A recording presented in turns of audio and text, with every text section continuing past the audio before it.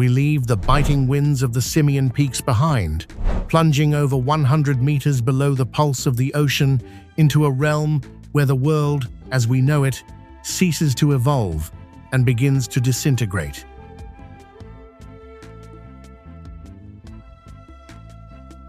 Welcome to the Danakil Depression, the planetary basement.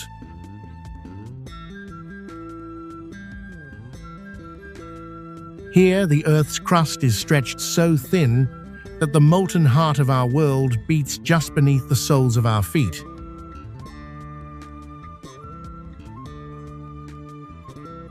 It is a place where three tectonic plates are violently tearing away from one another, creating a landscape so hostile that it mirrors the surface of a distant, dying star rather than our own green Earth.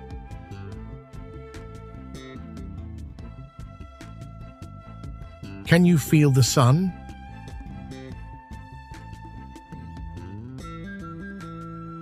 Here, it is not a source of life, but a predatory force.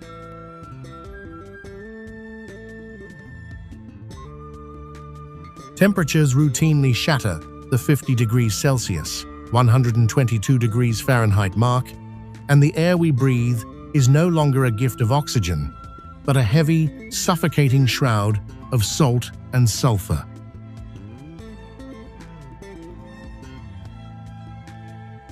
We wander into Dalol, a fever dream of geology.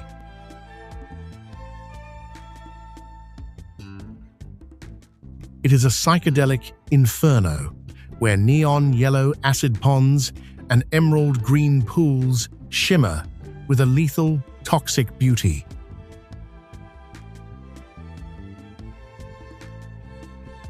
These pillars of salt and geysers of potash are not built for the weak. They are the jagged teeth of the abyss, warning all who enter that nature here is at its most volatile.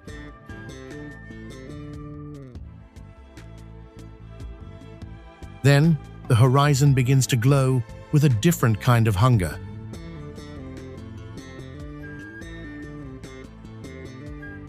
We approach Erta Ale, the smoking mountain.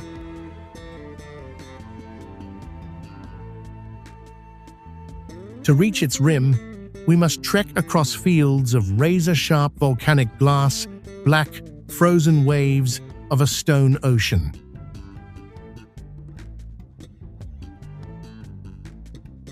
At its summit, we find one of the world's only permanent lava lakes.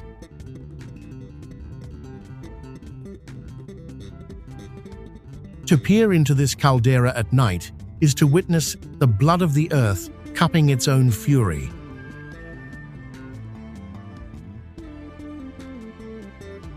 The lava churns in a violent crimson dance, a gateway to the Earth's core that whispers of the chaos from which our universe was born.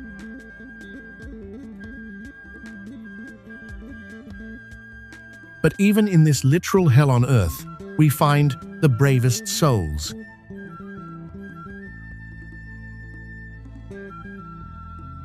The Afar people do not merely survive here, they have turned the Danakil into their home.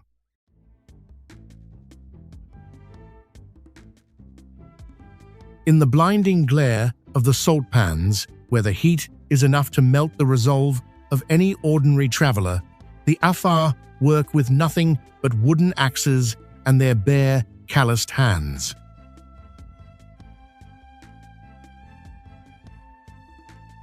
They are the harvesters of white gold, slabs of salt hewn directly from the parched floor of a prehistoric sea.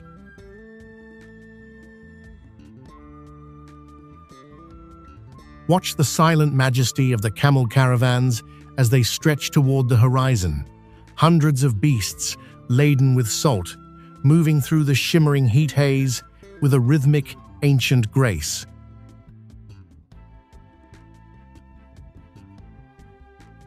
For the Afar, this is not a death trap. It is a sacred gift from a land they refuse to abandon.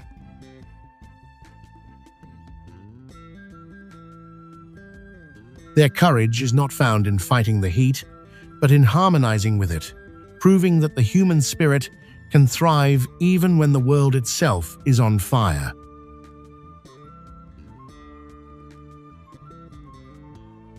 At Danakil, we have witnessed a war against geology and temperature.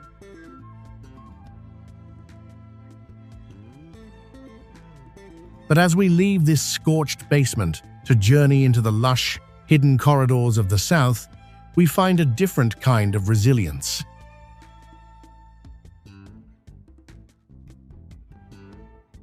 It is a survival not of the body against the heat, but of the identity against the clock.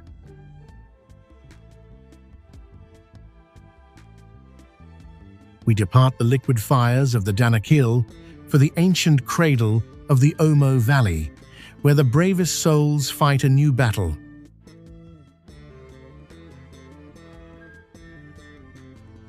The fierce resistance to remain primitive in a world that has forgotten how to be elemental.